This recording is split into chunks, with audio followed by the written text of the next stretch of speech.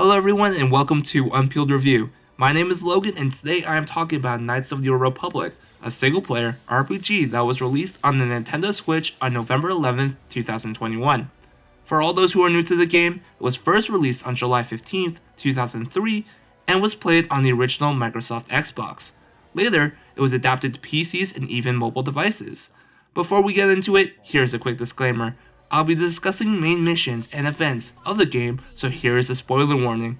If you have never played the game, I highly encourage you to go out and buy it. Since there are many ways of playing the game, I cannot cover everything.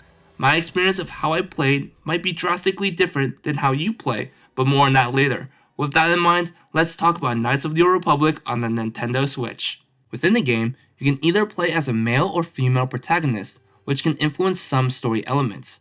Regardless of what gender you pick, you can select one of three classes.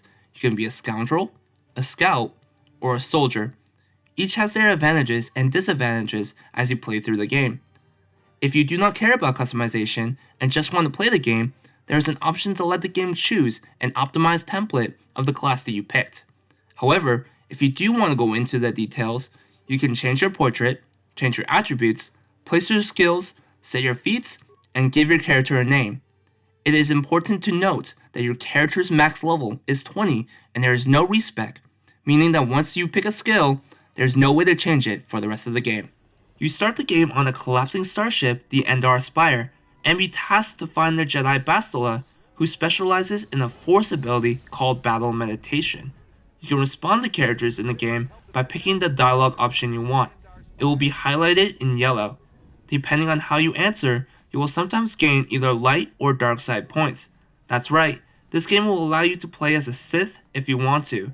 I played the game twice, the first time as a Jedi and the second time as a Sith. Many story elements will change depending on your affinity to the light or dark side of the Force. Once you unlock Force abilities, some abilities will cost more depending on what side you are on. If sided with the light side powers will be cut in half and dark side powers will cost double. After your escape pod crashes on the Sith-controlled world of Terrace after the Endar Spire blew up, it is here that you are introduced to your first companion, Carth of Nasi. In Knights of the Old Republic, you will have access to 9 companions. 3 of these companions are Jedi, 2 are droids, 1 is a Twi'lek, 1 is a Mandalorian, 1 is a Republic soldier, and 1 is a Wookiee.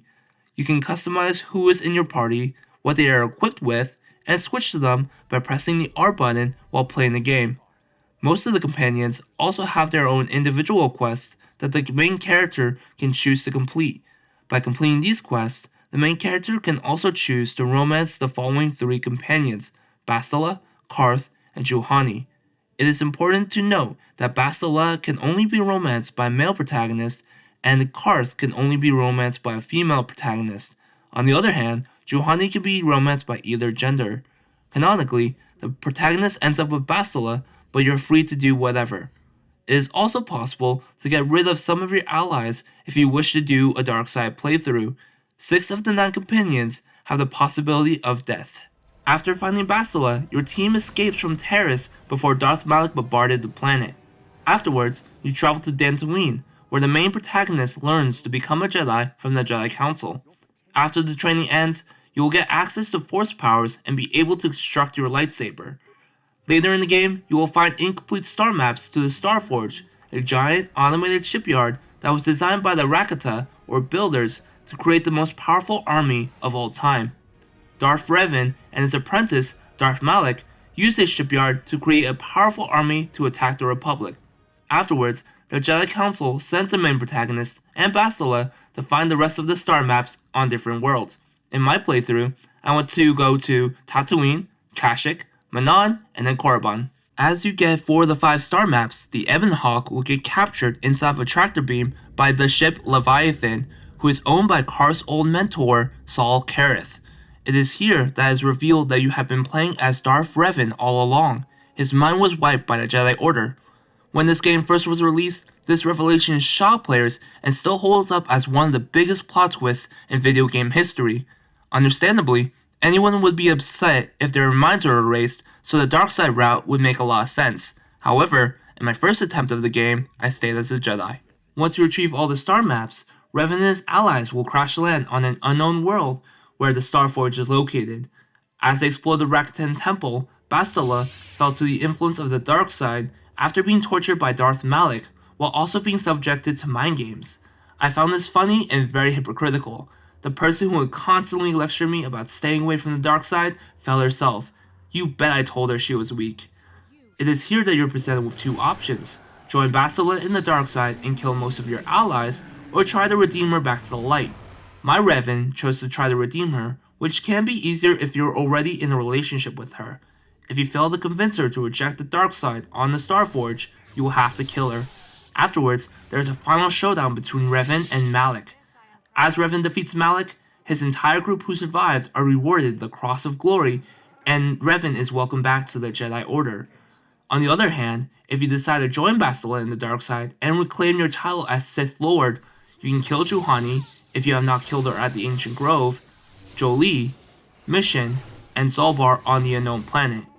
After the Battle of the Starforge, if you are playing a female version of Revan and have romance Karth, he will come back to the Starforge, where you have the opportunity to kill him yourself or have Bastila do it. Afterwards, you will get the dark side ending. The Republic has fallen, and the remainder of the Jedi Order are being hunted down to extinction. Knights of the Old Republic was quite the journey. Regardless of your choice to play as a Jedi or a Sith, you will walk away feeling satisfied with this RPG. Because it is an older game, the graphics do not look that great, but they have been enhanced from the original game on the Microsoft Xbox. Combat can be repetitive, although it gets slightly better once you unlock Force abilities. There were also moments where I would run into invisible walls or my party members, making movement feel clunky. Another problem I would occasionally run into was the game would crash, forcing me to pray that the autosave was a good starting point. However, looking past that, Knights of the Old Republic has an amazing story, a jaw-dropping plot twist, and replayability, which will give you hours of fun exploring all possible routes. In my opinion, the final verdict of Knights of the Old Republic is an 8 out of 10. If you have not played this legendary RPG, I strongly encourage you to go out and get it on your Nintendo Switch, Xbox, PC, or mobile devices. I hope everyone liked the video. Please comment, subscribe, smash the like button, and I will see you all on the next Unpeeled review video. Have a good one.